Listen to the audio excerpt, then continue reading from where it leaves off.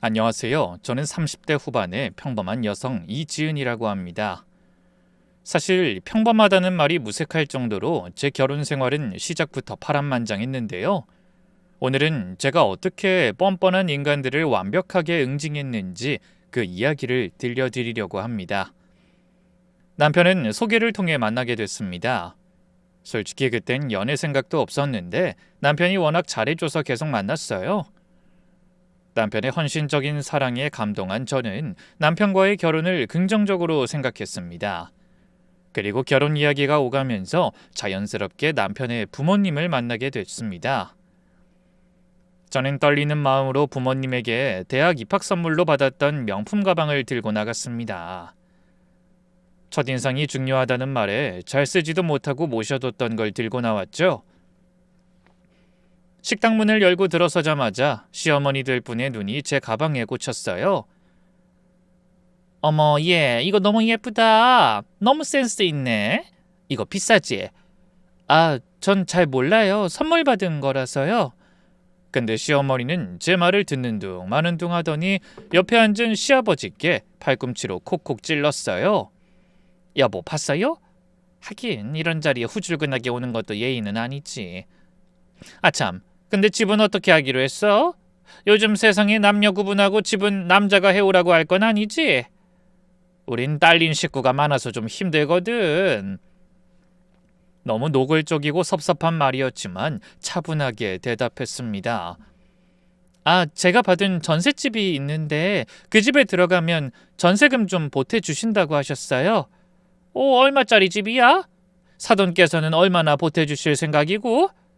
아직 정확히는 저도 잘 모르겠어요. 근데 4억 정도 생각하고 있으신 것 같더라고요. 제 말을 듣고 있던 시아버지가 갑자기 끼어들었습니다. 전세 4억? 아니, 서울에서는 그 정도 돈으로는 좋은 곳 못 구하지만 여긴 경기도라 괜찮은 집이 많지. 요즘 그 돈이면 20평은 충분히 되겠네. 아이, 좋아 좋아. 우리도 나중에 같이 살면 되겠구만. 네?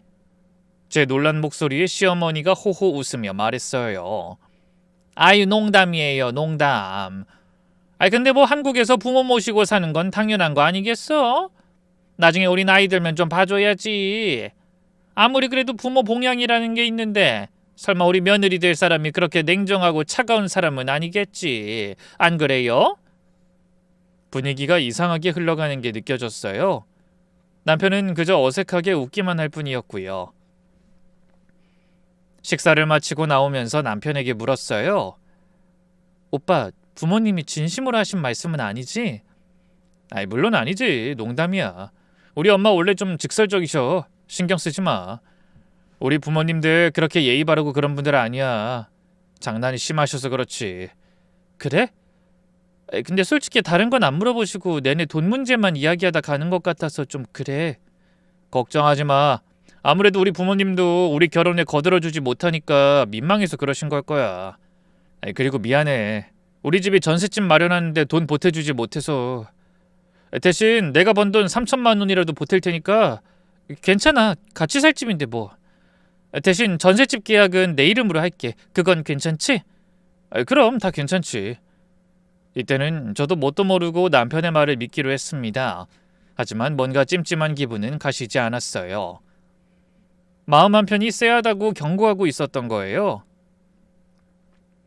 처음 만난 예비 며느리에게 가정 환경이나 가치관 같은 걸 물어볼 줄 알았는데 그런 것만 상의하다 끝났으니까요. 그런데 그때 저는 상견례를 앞두고 있었으니 이런 현실적인 것들을 묻는 게 당연하다고 믿고 있었어요. 그리고 드디어 결혼식 날이 왔습니다. 화려한 드레스를 입고 행복한 마음으로 식장에 들어섰죠. 하지만 그 행복은 오래가지 못했어요. 식이 끝나고 피로연 중이었습니다. 저는 신부 대기실에서 잠깐 쉬고 있었는데 밖에서 시댁 친척들의 목소리가 들렸어요. 야, 민준이 와이프 잘 만났다며? 신부집에서 전세금 4억 다 낸다던데? 그래, 완전 대박이네. 신부가 벌이도 좋다며? 대기업 다닌다던데? 아우, 그놈도 진짜 장가 잘 갔네. 누군 돈 없어서 장가도 못 가는데 돈 한 푼도 없는 놈이 여자 잘 만나서 이제 떵떵거리다니. 걘 운도 좋아? 제 친구 수진이가 수근거리는 소리에 제 옆에서 머리카락을 정리해주다가 인상을 찌푸렸어요. 지은아, 저 사람들 뭐야? 너무 노골적이지 않아? 그러게 좀 그렇긴 한데 뭐 결혼식 날인데 기분 나쁘고 싶진 않아. 그때 시댁 친척 한 분이 대기실 앞에서 불쑥 고개를 내밀었습니다. 어머, 신부 여기 있었네? 축하해요. 전 민준이 사촌 언니예요. 근데 지은씨, 신혼집이 어디래요? 아파트? 신축? 직장 근처에 작은 구옥이에요. 아파트도 아니고요. 아, 리모델링은 다 됐나 보네요. 그리고 구옥이면 평수도 좀 있을 거고. 그럼 나중에 우리 애들이랑 놀러 가야겠다. 나중에 주소 알려줘요. 저는 과하게 친한 척하는 이 남편의 친척분에게 굉장히 당황한 상태였고, 그런 제 상태를 눈치챈 친구가 냉랭한 목소리로 저 대신 대답했어요. 신혼인데 좀 이따 초대하면 안 될까요? 그리고 이제 혼자 사는 집도 아닌데. 에이, 뭘 그래요, 가족인데. 그 친척분이 나간 후 저는 남편의 모습을 찾았습니다. 신부 대기실에서 로비가 다 보였거든요. 신랑은 로비에서 시댁 식구들과 이야기하고 있더라고요. 시어머니가 큰 소리로 말하고 있었어요. 민준아, 신혼집 우리도 한번 가봐야 하는 거 아니야? 30평이면 방이 몇 개래? 엄마, 방 3개요. 오, 그럼 하나는 우리 줄 수 있겠네? 남편이 웃으며 말했어요. 아, 엄마 그러지 마세요. 신혼집인데. 아유, 알았어. 농담이야, 농담. 시아버지도 거들었어요. 아이, 그래도 나중에 우리 나이 들면 너희가 좀 봐줘야지. 며느리도 이해할 거야. 저는 문 밖에서 그 대화를 듣고 있었습니다. 가슴이 철렁 내려앉았죠. 상견례 때도 그랬고 오늘도 똑같은 이야기를 하시는 거예요.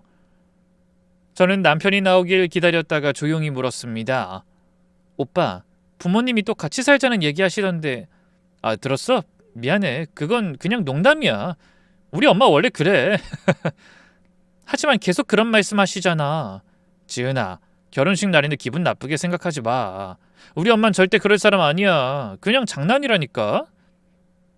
그래, 알았어. 믿고 싶었어요. 남편을 사랑했고 그의 가족도 좋은 분들일 거라고 생각하고 싶었으니까요. 하지만 마음 한구석에 작은 불안감이 자리 잡고 있었어요. 결혼식이 끝난 그날 밤 침대에 누워서도 계속 생각했어요. 설마 정말로 같이 살자고 하시는 건 아니겠지? 아, 아니야. 남편 말대로 농담일 거야. 스스로를 다독이며 잠들었죠. 저희는 결혼식 다음날 신혼여행을 가기로 했습니다. 아무래도 정리할 시간이 필요했기 때문에 당장 떠날 수는 없었어요. 일주일간의 발리 신혼여행, 정말 꿈같은 시간이었어요. 남편은 정말 다정했고 우리는 신혼부부처럼 달콤한 시간을 보냈죠. 넷째 날 아침, 해변 카페에서 아침 식사를 먹고 있었어요. 남편이 화장실에 간다고 자리를 비웠는데 그의 휴대폰에서 카톡 알림이 울렸습니다. 일부러 보려던 건 아니었어요. 그냥 화면에 떠 있었던 거였죠. 민준아, 이삿짐은 27일에 넣으면 되지? 현관 비밀번호 가르쳐준 그대로지? 심장이 쿵 내려앉았습니다. 이삿짐? 27일? 우리가 신혼여행에서 돌아가는 날이 28일인데. 남편이 돌아왔을 때 전 최대한 침착하게 물었어요.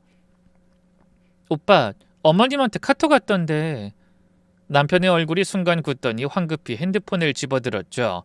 아, 그래? 뭐라고 하셨는데? 이삿짐 27일에 넣는다고. 아, 그거? 엄마가 내 짐 좀 넣어준다고 하셨어. 내가 짐을 다 못 챙겨서 엄마가 나머지 넣어주신대. 그래? 그럼 다행이다. 내용을 보면 확실히 그게 맞은 거다 싶었습니다. 하지만 남편의 눈빛이 흔들렸어요. 뭔가 숨기고 있다는 느낌이 강하게 들었죠. 그날 밤 남편이 샤워하는 동안 슬쩍 그의 휴대폰을 확인했습니다. 맹세코 이날 그 이전에도 이후에도 한 번도 본 적 없었어요. 하지만 그날만은 제 촉을 무시하기 힘들었습니다. 비밀번호는 제 생일이라 알고 있었기에 보는 건 문제가 없었죠. 그러나 시어머니와의 카톡 내역을 보는 순간 온몸에 소름이 돋았어요. 민준아, 지은인 절대 눈치 못 채게 해. 알았지? 네, 엄마. 신혼여행 가기 전에 비밀번호 바꿔놨어요. 1234로. 그래, 잘했다. 우리 27일에 다 들어갈게. 28일 니네 오면 깜짝 놀라겠다. 아, 엄마, 그래도 지은이한테 미리 말하는 게... 아이, 무슨 소리야. 말하면 안 된다니까. 어차피 네 집이기도 한데 뭐가 문제야. 알겠습니다. 손이 떨렸어요. 이게 무슨 상황인지 정확히는 몰랐지만 뭔가 크게 잘못되고 있다는 걸 직감했죠. 샤워실 문이 열리는 소리에 황급히 휴대폰을 제자리에 두고 침대에 누웠어요. 남편이 나오더니 제 옆에 누웠죠. 지은아, 자? 좀 피곤해. 그래, 푹 쉬어. 내일 스노클링 가야 하니까. 남편은 금방 잠들었습니다. 하지만 전 한숨도 잘 수 없었어요. 머릿속이 복잡했거든요. 뭘 숨기는 거지? 27일에 뭐가 일어나는 거야? 설마 시댁 식구들이 우리 집에 들어오는 건 아니겠지? 아니라고 믿고 싶었지만 모든 정황이 그쪽을 가리키고 있었어요. 가슴이 답답하고 화가 났지만 일단 신혼여행을 망치고 싶지 않았어요. 참기로 했죠. 돌아가서 확인하면 되니까. 남은 사흘간 저는 최대한 평온한 척했어요. 하지만 속으론 계속 불안했죠.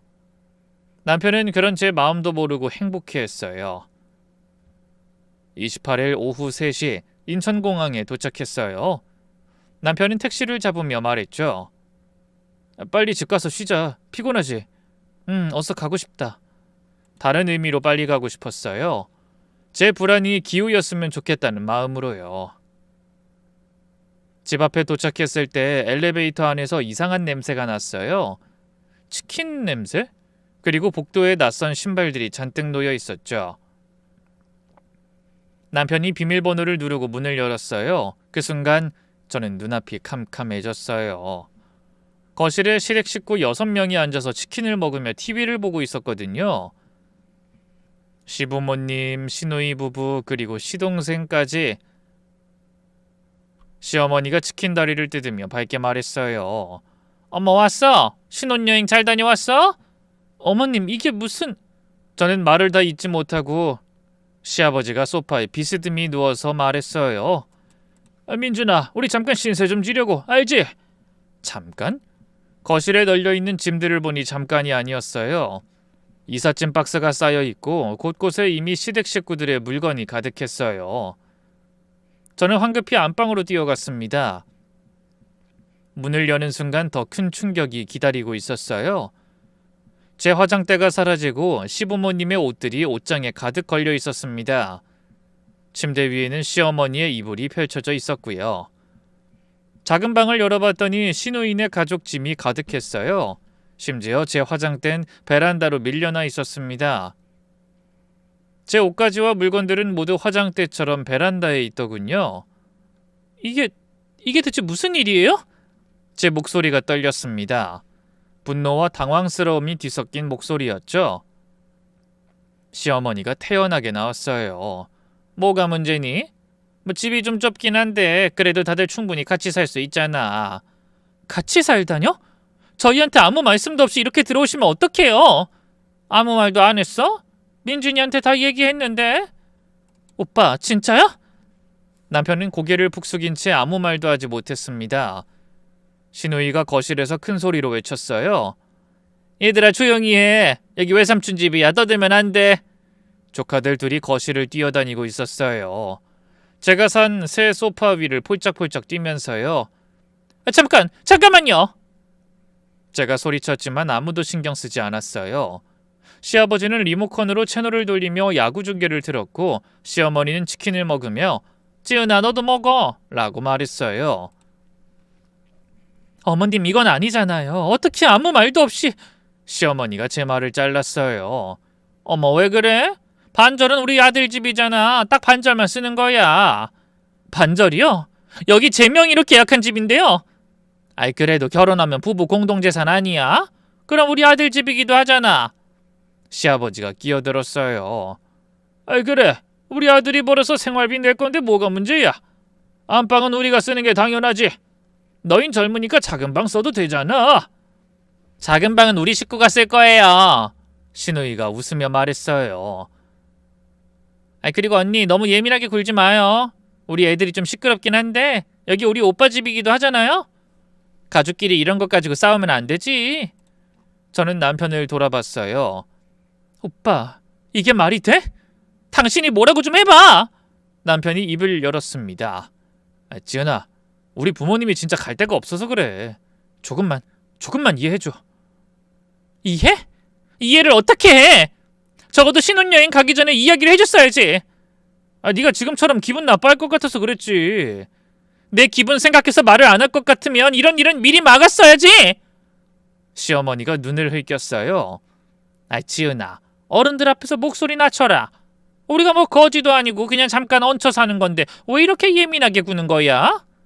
잠깐이요? 이게 잠깐처럼 보여요? 이삿짐을 다 가져오셨잖아요. 시아버지가 버럭 소리쳤어요. 야! 며느리 주제 어디서 큰 소리야? 민준아, 너 마누라 교육 안 시킬 거야? 남편은 여전히 고개만 숙이고 있었습니다. 가만 보니 제 말을 들을 생각도 없어 보였어요. 아예 눈도 안 마주치더군요. 그때 시어머니가 결정타를 날렸어요.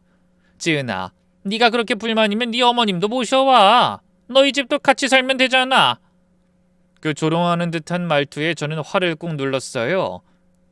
여기서 감정적으로 대응하면 질 것 같았거든요.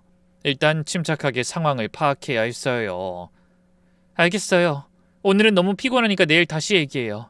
그래, 그렇게 해. 어차피 우리 나갈 생각 없으니까. 시어머니의 말에 피가 거꾸로 솟았지만 참았습니다. 시댁 식구들이 편하게 TV를 보고 있었습니다. 시동생은 제 노트북을 마음대로 켜서 게임을 하고 있었고요. 그거 제 노트북이에요. 시동생이 힐끗 쳐다보더니 말했어요. 그래요? 형 물건인 줄 알았는데. 잠깐만 쓸게요. 게임 끝나고. 지금 당장 꺼주세요. 형수 너무 짜증나게 하네. 가족끼리 이런 것도 못 쓰게 해요? 시어머니가 끼어들었어요. 지은아, 시동생한테 그렇게 대하면 어떡하니? 좀 빌려주지. 최소한 남의 물건을 빌릴 땐 써도 되는지 물어보는 게 기본 상식 아닐까요? 너 정말 완전 이기주의자구나. 어떻게 가족이 남이야? 참다 폭발할 것 같았습니다. 게다가 이 가족들은 최소한의 상식도 없는 건지 저희 집의 물건을 자기 것처럼 쓰더군요. 어머님, 그거 제 화장품이에요. 어머, 그래? 미안해.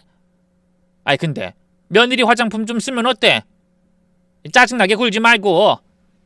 시누이는 제 옷장을 뒤지며 옷을 꺼내 입었어요. 언니, 이거 예쁘다. 나 좀 빌려줘. 그건 제가 아끼는 옷인데요. 좀 빌려주지. 우리 사이좋게 지내기로 했잖아요. 시아버지는 제 차 열쇠를 들고 나가려고 했어요. 세아가 일 좀 보러 갔다 올게. 차 좀 빌리자. 차는 안 돼요. 왜? 차도 못 빌려줘? 가족인데. 저는 더 이상 참을 수 없었습니다. 가족. 무슨 말만 하면 면죄부처럼 들이미는 그 단어 때문에 더 미칠 것 같았습니다. 행복해야 할 신혼여행 다음 날에 이런 지옥이 기다리고 있다니 정말 속에서 열불이 날 것 같았어요. 그래서 남편을 불러냈습니다. 작은 방으로 들어가니 시누이네 가족짐이 가득했어요. 저는 남편을 끌고 베란다로 나갔습니다. 오빠, 지금 설명 좀 해봐. 미안해. 진짜 미안해. 미안하다고 끝이야? 이게 대체 어떻게 된 거냐고 설명을 해봐! 남편이 머리를 긁적이며 말했어요. 우리 부모님이 3개월 전에 전세 사기를 당하셨대. 전세 사기? 그 집주인이 잠적해버려서 전세금을 못 받으셨어. 그래서 갈 곳이 없어지신 거야. 그게 무슨 말도 안 되는 말이야? 전세 사기 당했으면 그 집에서 나오면 안 되지. 나도 자세한 건 잘 몰라. 일단 지금 돈이 없대. 그래서 우리 집에 잠깐만 계시겠다고. 잠깐이 얼마나 잠깐인데? 그건 아직 정확히는... 한숨이 나왔습니다. 남편은 거짓말을 하고 있었어요. 눈빛을 보면 알 수 있었거든요. 오빠, 나한테 숨기는 거 있지? 아니야. 있잖아. 정직하게 말해. 남편이 한참을 망설이더니 입을 열었어요. 사실은 신혼여행 가기 전부터 엄마가 얘기하셨어. 우리 집에 들어와도 되냐고. 뭐? 미안해. 내가 거절하려고 했는데 엄마가 너무 간절하게 부탁하셔서. 그래서 내 동의도 없이 허락한 거야? 미안해. 정말 미안해. 나도 어쩔 수 없었어. 어쩔 수 없었다고요? 제 남편이 저보다 엄마 편을 든 거예요. 아니, 엄마 편을 들었다고 싫은 게 아니에요. 저한테 상의도 없이 이런 짓을 저지른 게 화가 난 거죠. 아니, 어떻게 내 동의도 없이 내 집에 식구들 들인 게 정당하대? 지은아, 제발 좀 이해해줘. 우리 부모님 정말 갈 데가 없어. 내가 답답한 건 전세 사기 당했다고 전셋집에서 나오신 게 이상하다는 거지. 거기 붙어 있어야 조금이라도 해결할 수 있지. 그걸 이야기해야 하는 거 아니야? 왜 나오신 거래? 이상하잖아. 목소리를 높이자 거실에서 시어머니의 목소리가 들렸어요. 야, 거기서 뭐 하는 거야, 시끄럽게. 남편이 한숨을 쉬더니 말했어요. 지연아, 솔직히 말할게. 나도 이 집 마련할 때 돈 냈잖아. 뭐? 전세금 4억 중에 내가 3천만 원 냈어. 그럼 이 집 일부는 내 거기도 한 거 아니야? 와, 이야기를 듣는데 기도 안 차더군요. 3천만 원이요? 전 3억 7천을 냈는데 3천만 원 냈다고 아예 집주인 행세를 하는 건가요? 둘이 같이 돈을 냈으면 이런 일이 있을 때 미리 이야기를 했었어야죠. 그래, 오빠가 3천만 원 냈지. 근데 그게 식구 5명을 마음대로 데려올 권리를 주는 거야? 권리는 아니지만 내 부모님인데 좀 도와드려야지 않겠어? 며느리든 도리로. 그럼 오빠 혼자 도와드려. 나까지 끌어들이지 말고.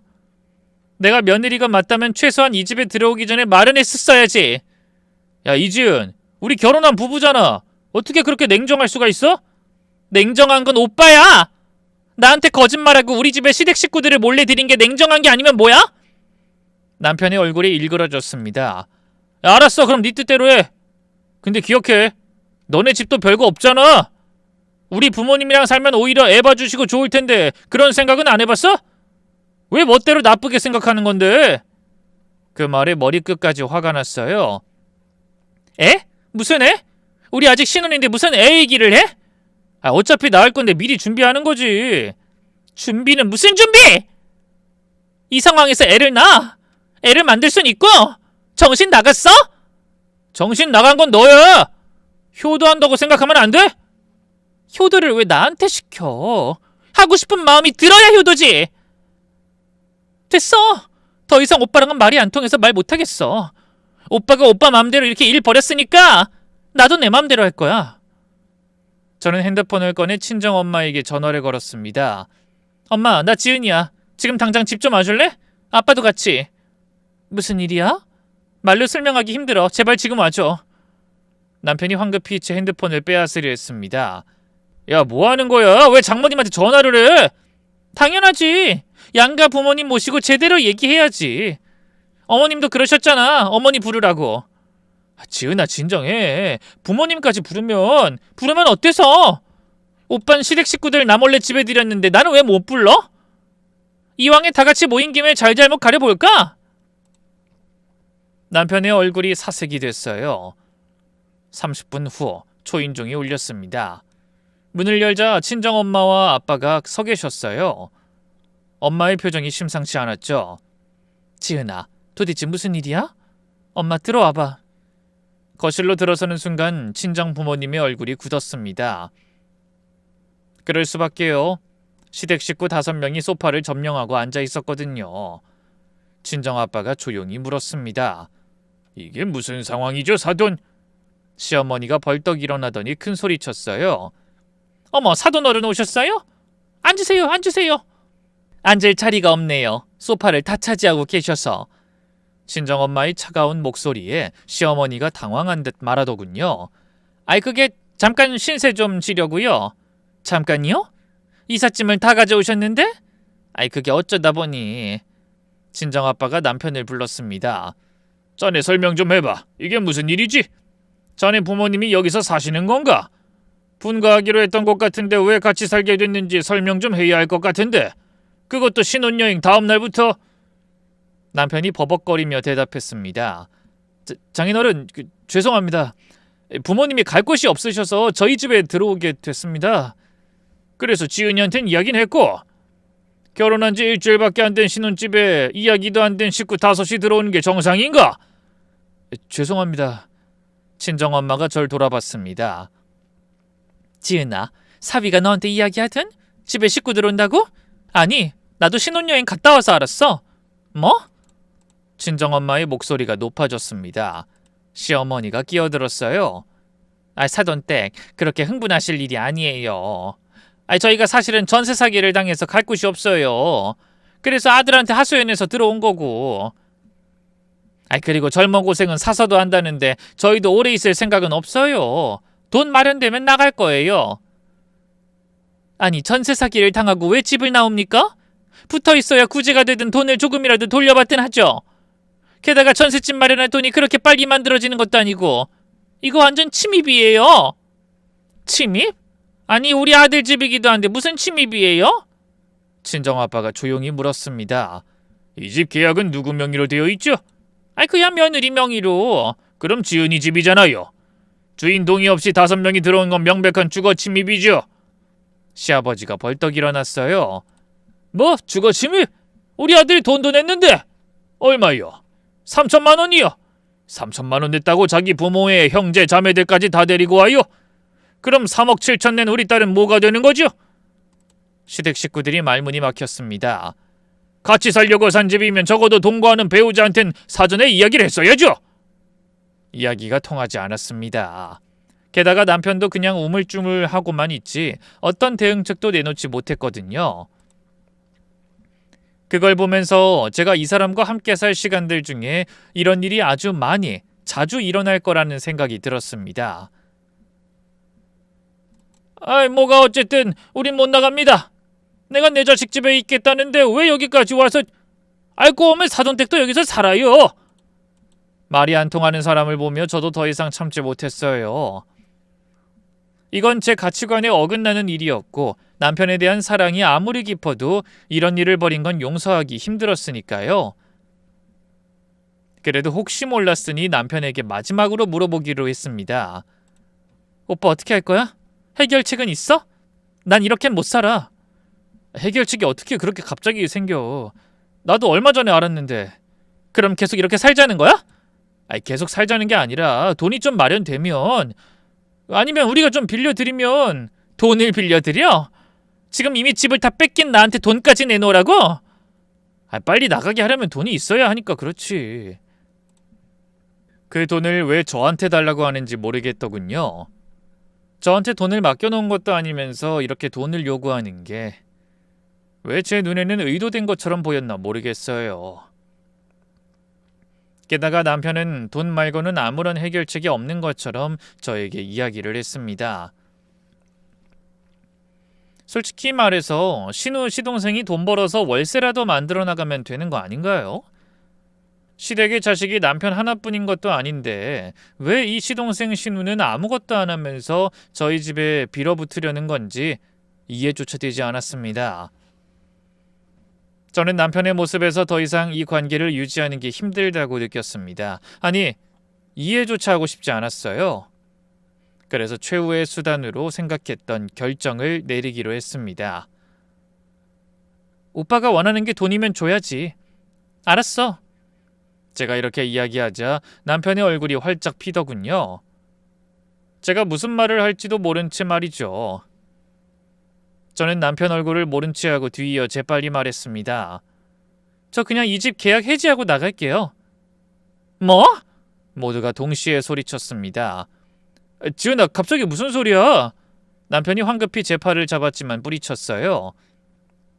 갑자기가 아니야. 내 집에서 내가 쫓겨나는 기분으로 살 순 없어. 그리고 내가 산 가구랑 가전들 이미 다 엉망됐잖아. 이러려고 이 집 마련한 줄 알아? 이미 예전에 합가는 없는 걸로 한다고 이야기해놓고 갑자기 합가를 시켜? 시어머니가 비명을 질렀습니다. 야, 이 집 나가면 우린 어떡하라고? 그건 제가 알 바가 아니죠. 어머님이 알아서 찾으세요. 저는 핸드폰을 꺼내 전화를 걸었습니다. 이모에게. 여보세요? 이모? 나 지은이야. 지금 집주인분한테 연락 좀 해줄래? 계약 해지하고 싶어. 뭐? 지금? 지금 당장. 시댁 식구들이 웅성거렸습니다. 미쳤어? 진짜 집주인한테 전화해? 설마 그냥 겁주려고 그러는 거 아니야? 5분 후 이모에게서 전화가 왔습니다. 전 일부러 스피커폰으로 전화를 받았습니다. 모두에게 들려주려고요. 지은아, 집주인분이 내일 아침에 만나자고 하시는데 그때 계약 해지야 얘기하면 된대. 아니 이모, 지금 당장 전화 연결해줘. 급해. 알았어, 잠깐만. 이모가 전화를 끊었습니다. 그리고 5분 뒤에 다시 연락이 왔습니다. 위약금 제외하고 돈 입금됐으니까 확인해봐. 그리고 집주인분이 최대한 빨리 짐 싸서 나와달래. 다른 세입자 받겠다고. 난 오늘 당장 짐 빼서 나갈 거라고 전해줘. 전화를 끊자 시댁 식구들이 난리가 났어요. 야, 이게 무슨 짓이야? 계약 해지하면 우린 어디가? 미친년, 완전 미쳤어. 저는 조용히 말했어요. 제 집이니까 제가 나가는 거예요. 불만 있으시면 그냥 여기 남아 계세요. 집주인한테 직접 얘기하시고요. 시아버지가 버럭 소리쳤어요. 너 정말 이럴 거야? 우리 아들한테 이렇게 할 거야? 아들 탈은 그만하세요. 그 아들이 저한테 말도 없이 이런 짓 저질러서 다행히 눈에 콩깍지가 벗겨졌거든요. 뭐? 친정아빠가 차분하게 말했습니다. 자, 이제 정리합시다. 지은이는 오늘 이사 나갈 겁니다. 자네는 어떻게 할 건가? 남편이 허둥지둥했어요. 저는... 지은아, 제발 다시 생각해봐. 이미 결정했어. 그럼 우린 어떡하라고? 그건 당신이 알아서 해. 당신이 부모님 모시고 싶으면 당신 혼자 모셔. 시어머니가 울음을 터뜨렸어요. 아이고, 이게 무슨 일이야? 우리가 무슨 죄를 지었다고? 친정엄마가 차갑게 말했어요. 무슨 죄요? 남의 집에 몰래 들어온 게 죄죠. 더 얘기하기 싫으니 지금 짐 정리하세요. 지금 우리도 이삿짐 센터 부를 테니까. 뭐? 이삿짐 센터? 네, 지은이 짐만 빼갈 겁니다. 당신들 짐은 당신들이 알아서 치우시고요. 시댁 식구들은 말문이 막혀 있었습니다. 이런 상황을 전혀 예상 못했던 거죠. 진짜로 제가 계약 해지하고 나갈 줄은 상상도 못했나 봅니다. 저는 남편을 똑바로 쳐다봤어요. 참, 오빠가 3천만 원 냈다고 했지? 지금 돌려줄게. 그거면 이 집 나갈 수 있는 거 맞지? 돈 필요하다고 했으니까 오빠 돈으로 해결해. 그리고 이혼 서류 내일 갖다 줄게. 야, 그건 아니지. 아니, 부모님 잠깐 있다 가신다고. 아니, 무슨 이혼이야. 아니, 그게 말이 돼? 잠깐 있다 가실 게 아니잖아. 게다가 나한테 말도 없이 어른들 들였고 최소한 말이라도 했으면 이렇게 배신감 안 느꼈을 거야. 살면서 앞으로 또 이런 날이 오면 오빤 나한테 말도 없이 일 버리겠지. 난 그런 거 못 참아.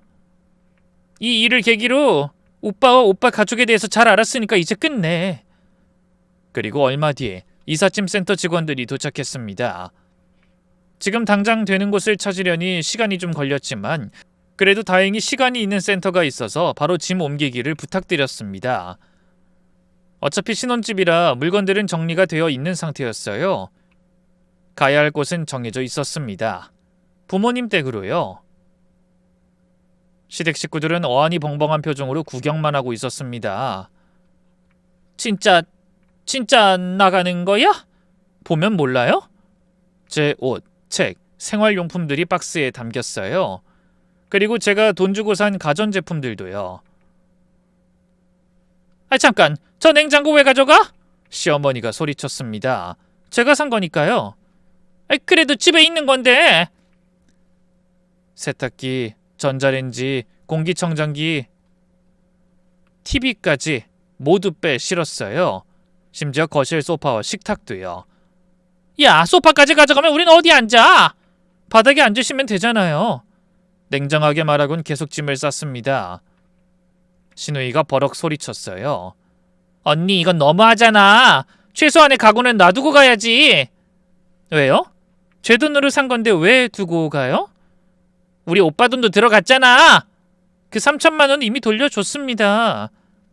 그리고 이 집안에 있는 어떤 것도 그쪽 아드님하고는 연관이 없어요. 저는 이체 내역을 시어머니에게 보여줬습니다. 여보, 이러면 안 돼. 우리 다시 얘기해보고. 더 이상 할 얘기가 뭐가 있어. 이미 답이 정해져 있잖아. 내가 나가시라고 해도 안 나가겠다는데 내가 나가야지 어쩌겠어. 그리고 오빠랑은 더더욱 할 얘기 없어. 나한테 상의도 없고 내 말은 들은 채도 안 하고. 그건 네가 화낼까봐. 그러니까 화내는 나 같은 거랑 왜 살아? 난 조용히 꺼져 줄 테니 가족들하고 사이좋게 살아. 이럴 거면 결혼을 왜 했어? 가족들이랑 살면 됐지? 제발 지은아. 네가 이렇게 가버리면 우린 또... 결혼 전엔 그렇게 착하더니 알고 보니 다 거짓이었네. 돈 돌려줬으니까 거주 문제는 알아서 해. 나한테 우는 소리 하지 말고. 남편은 아무 말도 못하고 고개만 숙였습니다. 뭐 입이 10개라도 할 말이 없을 테죠.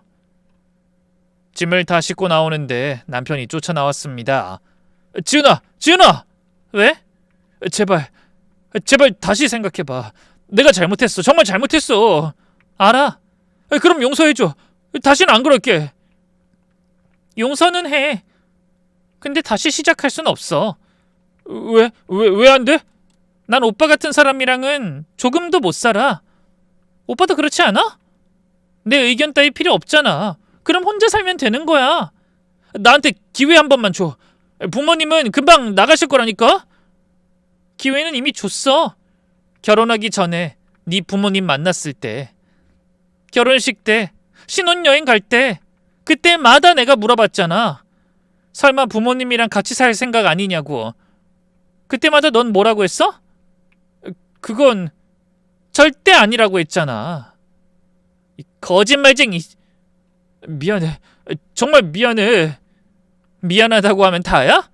적어도 내 의견은 물었어야지. 내가 싫다고 했었어도 진짜 공경에 빠진 사람을 무시하진 않았겠지. 게다가 전세상이 당했으면 다들 초조하고 급하게 상황을 알아보려 다녀야 하는데 왜 저렇게 천하태평인데? 누가 봐도 알겠어. 그 전세 사기가 거짓말인 거. 거짓말이 아니라 됐어. 더 이상 말 필요 없고 그냥 이혼해. 그게 내가 원하는 거야. 제가 그렇게 말하고 몸을 돌려 나가려 하자 남편이 제 앞을 막아섰습니다. 안 돼. 이혼은 절대 안 돼. 비켜. 안 비켜. 지은아 제발. 친정아빠가 남편 어깨를 잡았어요. 비키게. 우리 지은이 괴롭히지 말고. 대체 누가 잘못했는지 모르겠군. 이럴 게 아니라 자네 가족이나 챙겨야 하는 거 아닌가? 장인어른, 이제 자네하고 우리 딸은 아무 사이도 아니야. 결혼하고 일주일 만에 이런 일 벌였으면 각오는 했었어야지. 저희는 차에 올라탔어요. 뒤에서 남편이 소리쳤어요.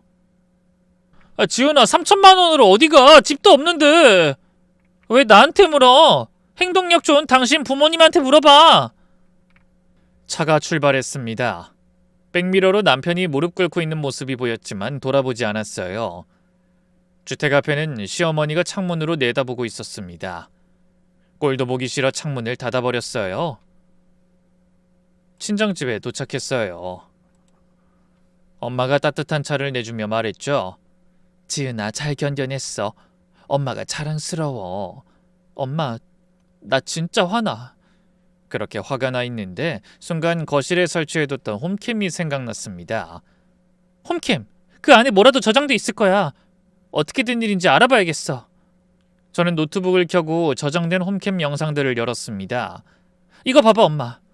영상을 재생했습니다. 설치한 곳이 거실이었기에 시댁 식구들이 거실에서 대화하는 장면이 다 찍혀 있었어요. 집에 들어오는 장면부터 시작해서 거실에 앉을 때까지 지켜봤죠. 며느리 재산도 결국 우리 아들 거잖아. 얼마나 버티나 보자. 그래, 이 집 전세금이 4억이라며. 나중에 빼서 우리 빚 갚으면 되지. 그러게 아빠는 왜 도박에 손을 대서 이 난리를 만들어. 이 집 전세금 빼면 나한테도 돈 좀 주기로 한 거 잊지 마. 그러려고 여기 와 있는 거니까. 다음 영상에서는 더 충격적인 대화가 이어졌어요. 근데 당장 3천만 원 어디서 구하냐? 그러니까 빨리 전세금 빼야 한다니까. 아빠, 그거 우리가 뺄 수 있어? 우린 못 빼지만 민준이 뺄 수 있지. 법적으로 부부 공동재산이라고. 엄마가 테이블을 탁 쳤습니다.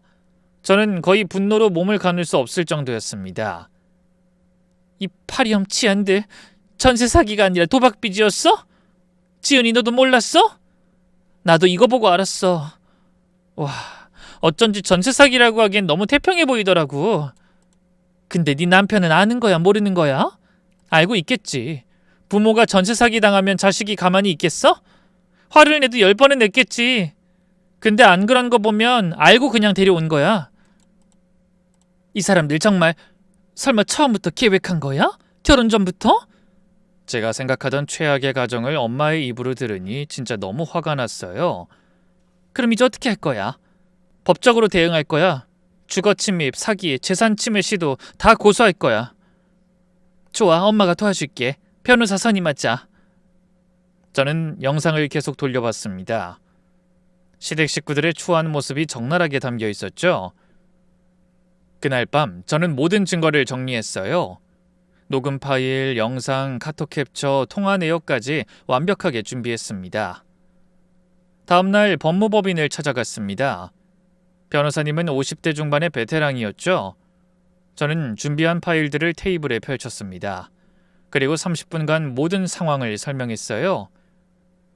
변호사님은 심각한 표정으로 들었죠. 이건 명백한 주거 침입이고 사기 시도네요. 고소할 수 있나요? 남편도요? 네, 남편분도 공범이니까 같이 고소할 수 있어요. 그리고 이혼 소송도 유리하게 진행될 겁니다. 위자료는요? 이 정도 증거면 위자료도 가능할 것 같습니다. 변호사님이 서류를 작성하기 시작했어요. 일단 내용 증명부터 보내겠습니다. 일주일 내 퇴거 요구하는 거죠. 그 사람들 절대 안 나갈 거예요. 그럼 명도 소송 들어갑니다. 그리고 형사 고소도 동시에 진행하고요. 얼마나 걸려요? 빠르면 1달, 길면 2달 정도요. 하지만 증거가 확실하니까 우리가 이길 겁니다. 일주일 후 내용 증명이 발송됐습니다. 저는 엄마와 함께 그 집을 다시 방문했어요. 초인종을 누르자 시어머니가 문을 열었어요. 어? 네가 여길 왜 와? 왜? 우리 민준이만한 남자도 없지? 김칫국 한 사발 거하게 들이키는 시어머니를 보며 저는 차갑게 말했습니다. 이거 드리러 왔어요. 봉투를 내밀었어요. 내용 증명 복사본과 변호사 의견서 그리고 이혼 협의서였죠. 뭐야 이게? 시어머니가 봉투를 뜯어보더니 얼굴이 하얗게 질렸어요. 이게 뭐야? 고소장? 네. 주거 침입과 재산 침해 시도로 고소할 거예요. 일주일 안에 나가주세요. 시아버지가 벌떡 일어났습니다. 뭐? 네가 집주인도 아닌데 어쩔 건데? 친정엄마가 조용히 말했어요. 제가 집주인입니다. 네? 모두가 얼어붙었어요. 무슨 소리야? 이 집 제 명의예요. 제 동생한테 위임장 주고 대리로 계약한 거였죠. 시댁 식구들이 경악했습니다. 거짓말이지? 친정엄마가 등기부등본을 꺼냈어요. 보세요. 소유주가 저예요. 지은이한테 전세로 준 거고요. 이럴 수가? 시어머니가 주저앉았어요. 남편이 당황하며 물었죠. 장모님, 이게 어떻게... 그러게 자네만큼은 아니지만 우리도 숨기는 게 있긴 했지. 나중에 다 알려줄 생각이었는데 이렇게 될 줄 몰랐어. 그래도 내 새끼 집은 지킬 수 있어서 다행이고. 시댁 식구들은 말문이 막힌 듯 보였습니다. 저는 차갑게 말했어요. 일주일 드릴게요. 나가세요. 안 그럼 경찰 부를 거고 강제 퇴거 절차 밟을 거예요. 지은아, 제발. 남편이 무릎을 꿇었어요. 하지만 저는 뒤돌아섰죠. 그리고 이혼 서류에 서명해. 그게 오빠가 할 수 있는 마지막 양심이야. 왜 이렇게까지 하는 거야? 나 너 사랑한다니까? 사랑? 장난해? 오빠네 부모님들 전세 사기 아니지? 뭐? 아니야, 우리 부모님들 진짜로 전세 사기는 거짓말이잖아. 원래 월세 살다가 쫓겨난 거고 도박비 때문에. 시어머니가 벌떡 일어났어요. 누가 그런 소리를 해? 우리 정말 전세 사기 당했어. 거짓말하지 마세요. 증거 다 있어요. 홈캠에 다 찍혔다고요. 저는 남편을 똑바로 쳐다봤어요. 그래서 나랑 결혼한 거지? 내 돈으로 빚 갚으려고. 살면서 생활비도 충당하고. 미안해. 미안하다고 하면 다야? 나를 완전히 속인 거잖아. 지은아, 나도 어쩔 수 없었어. 우리 아버지가... 아버지 타령 그만해. 당신도 공범이야. 신우이가 끼어들었어요. 언니, 그래도 우리 오빠가 언니 사랑했어. 돈 때문만은 아니었다고. 사랑? 사랑하는 사람한테 이렇게 해? 거짓말로 속이고 부모, 식구들 몰래 드리고 돈 뜯을 생각도 하고. 아이, 그건 당신들 전부 사기꾼이야. 처음부터 끝까지 날 이용한 거지. 시아버지가 버럭 소리쳤어요. 야, 그래도 우린 가족이잖아. 가족이 어려우면 도와줘야지. 가족? 가족은 무슨... 전 당신들 가족 아니에요. 이용당한 호구일 뿐이죠. 이 버릇없는 년인! 시아버지가 저한테 덤비려 했어요. 그 순간 현관문이 열리며 친정아빠가 들어왔죠. 저는 아빠한테 미리 연락해뒀거든요. 뭐 하는 겁니까? 친정아빠의 날카로운 목소리에 시아버지가 멈췄어요. 사돈이... 아니지. 당신들은 더 이상 우리 사돈이 아니군요. 아이, 사돈 어른. 어른 소리 하지 마세요. 우리 딸을 이렇게 속인 사람들한테 할 말 없습니다. 친정아빠가 저를 돌아봤어요. 지은아, 대부업체 연락처 영상에서 봤지? 네, 아빠. 좋아, 여기 주소 알려줘라. 시댁 식구들이 경악했어요. 뭐 하려고? 당연하죠. 채권자들한테 채무자 위치 알려주는 거죠. 안 돼. 그럼 우리가... 그건 당신들 문제예요. 빌린 돈은 갚아야죠. 다음날 시댁 식구들은 여전히 버티고 있었어요. 대부업체 연락한다는 협박에도 끄떡하지 않았죠. 어차피 여기 우리 아들 집이기도 해. 못 나가. 시어머니가 악을 썼습니다. 저와 친정엄마는 마지막 카드를 꺼낼 시간이라고 판단했어요. 오후 2시, 저희는 전기기사와 함께 그 집을 방문했습니다. 초인종을 눌렀지만 아무도 문을 열어주지 않았어요. 예상한 일이었죠. 여기 집주인이에요. 문 열어주세요. 친정엄마가 소리쳤지만 반응이 없었습니다. 하긴 우리도 그냥 보여주기 식으로 부른 것뿐이었어요. 좋아요. 그럼 이렇게 하죠. 친정엄마가 전기기사에게 고개를 끄덕였어요. 기사님이 전기 차단기를 내렸어요. 순간 집안이 조용해졌습니다. TV 소리가 꺼졌거든요. 뭐야, 전기가 나갔어! 시댁 식구들이 황급히 문을 열었습니다. 누가 전기를 끄는 거야? 시어머니가 소리쳤습니다. 제가 끊었어요. 친정엄마가 차분하게 말했죠. 당신이 무슨 권리로? 집주인이니까요. 제 집 전기 끊는데 무슨 권리가 필요해요? 남편이 절 돌아봤어요. 지은아, 꼭 이렇게까지 해야겠어? 너한테 우리가 불쌍하지도 않은 거야? 불쌍하긴 내가 더 불쌍하지. 네가 이런 계획을 가지고 있는 줄도 모르고 행복하게 결혼식 올리고 기뻐했던 내가 제일 불쌍해. 그렇다고 이런 걸 속이다니. 너도 나한테 거짓말한 거잖아. 그래, 나 오빠한테 거짓말했어. 근데 그게 왜? 뭐 오빠한테 내가 피해라도 줬어? 아님 뭐 돈이라도 뜯었어? 내가 오빠 마음 가지고 장난이라도 쳤어? 그런 건 아니지만 너도 속인 건데 왜 나한테만 난린데? 서로 속였다고 치고 난 속인 거 없어.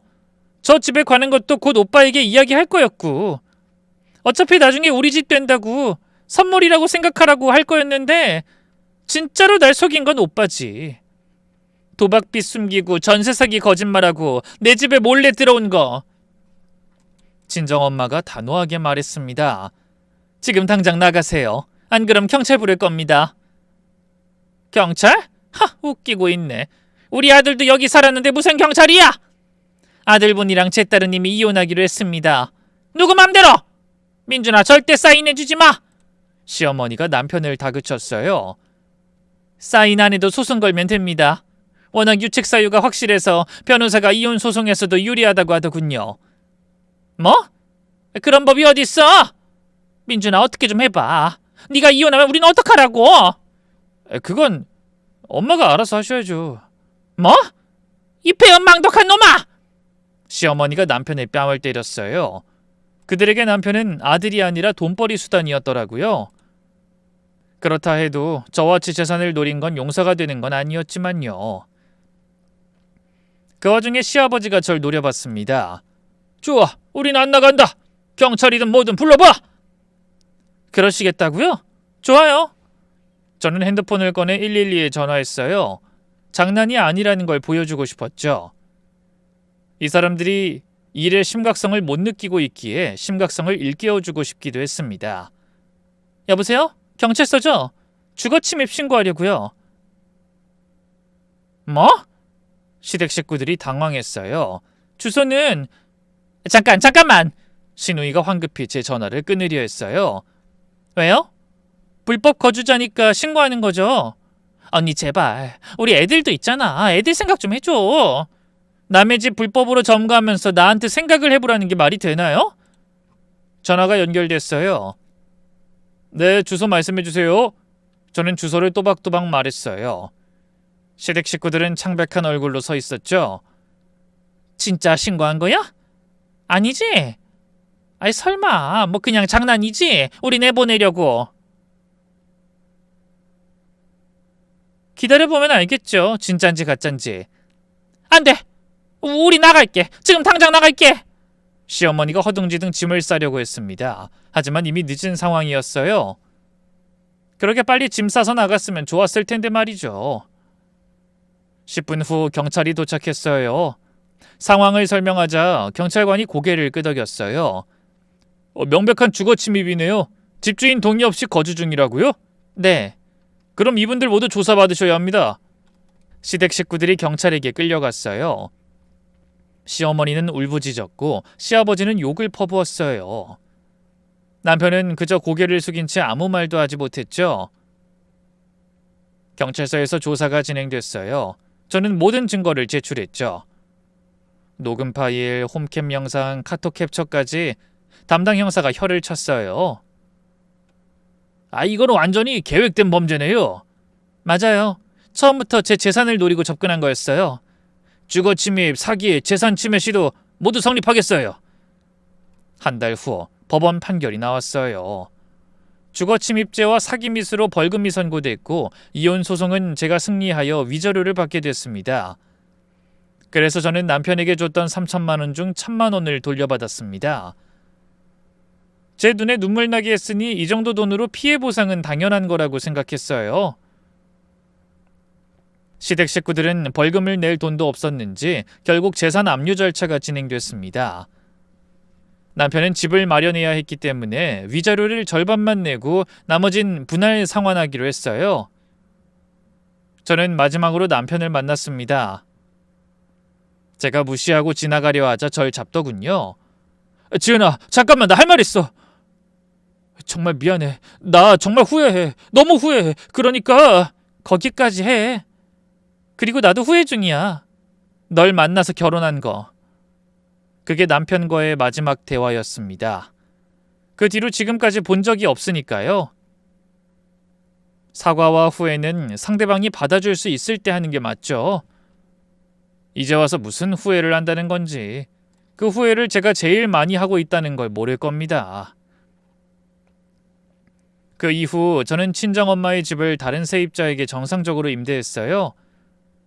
좋은 분들이 들어오셨죠. 저는 이혼 후 회사 근처에 새 오피스텔을 계약했어요. 작지만 아늑한 제 공간이었어요. 남편은 어떻게 됐냐고요? 페이스북에서 우연히 봤는데 시댁 식구들과 연락을 끊은 것 같더라고요. 위자료 갚느라 허덕이고 대부업체 빚도 있고 직장도 그만뒀다는 소문을 들었어요. 시댁 식구들은 더 비참했죠. 시아버지는 대부업체 빚 때문에 신용불량자가 됐고 시어머니는 파트타임으로 일하며 겨우 생계를 유지한대요. 시누이와 시동생은 잘 모르겠어요. 연락이 끊겼다고 하더라고요. 그들이 그렇게 원하던 효자 아들 남편은 정작 그들을 버렸어요. 자기 살 길을 찾겠다고요. 참 아이러니하죠. 효도하면서 아들을 이용만 하더니 결국 아들한테 버림받은 거예요. 착하게 살라고 배웠지만 착한 것과 호구는 완전히 다른 거더라고요. 이번 일로 확실히 배웠어요. 사랑도 물론 중요하지만 나 자신을 지키는 게 훨씬 더 중요하다는 것도요.